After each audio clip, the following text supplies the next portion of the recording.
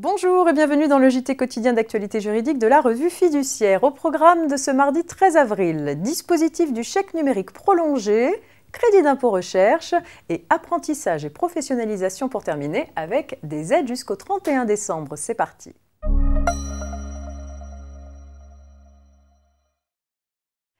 Certaines TPE, notamment celles ayant fait l'objet d'une interdiction d'accueillir du public en novembre 2020, peuvent bénéficier d'une aide forfaitaire de 500 € pour couvrir leurs dépenses engagées dans une démarche de numérisation. Cette aide exceptionnelle prend la forme d'un remboursement des frais déboursés par l'entreprise sur présentation de facture.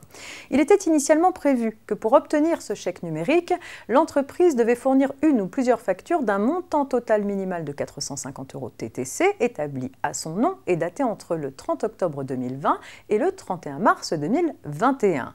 Le dispositif est finalement prolongé. Les entreprises concernées pourront solliciter l'aide en présentant des factures établies jusqu'au 30 juin 2021 inclus.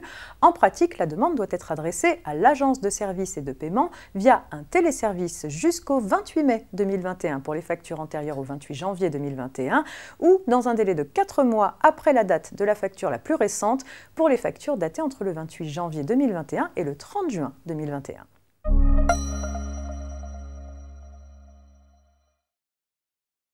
Les entreprises éligibles au crédit d'impôt recherche ou CIR sont autorisées à prendre en compte dans leur assiette les rémunérations afférentes aux chercheurs et aux techniciens de recherche. Dans une affaire récente visant une société ayant une activité de conception et de mise au point de sites internet de haute technologie, le Conseil d'État a apporté des précisions intéressantes sur la définition d'un technicien de recherche. La qualification de technicien de recherche suppose le respect de deux conditions. Tout d'abord, le salarié doit être affecté à des activités de recherche et les tâches qu'il accomplit doivent donc être nécessaires à la réalisation des opérations de recherche. Par ailleurs, le salarié doit travailler en collaboration étroite avec des chercheurs. La qualité de technicien de recherche n'est en revanche pas subordonnée à la possession d'un diplôme ou d'une qualification professionnelle dans le domaine scientifique.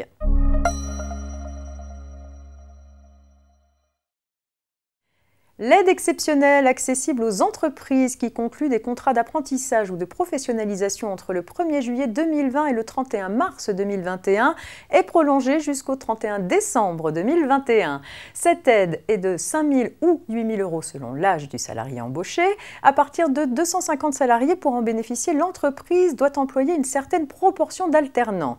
Dans les entreprises assujetties à la taxe d'apprentissage, pas de difficulté. Dès que l'employeur est exonéré de la contribution supplémentaire à la taxe d'apprentissage au titre des rémunérations versées en 2021, il est éligible à l'aide. Quant aux entreprises non assujetties à la taxe d'apprentissage, elles doivent justifier sur 2021 du pourcentage minimal d'alternants fixé pour le régime de la contribution supplémentaire.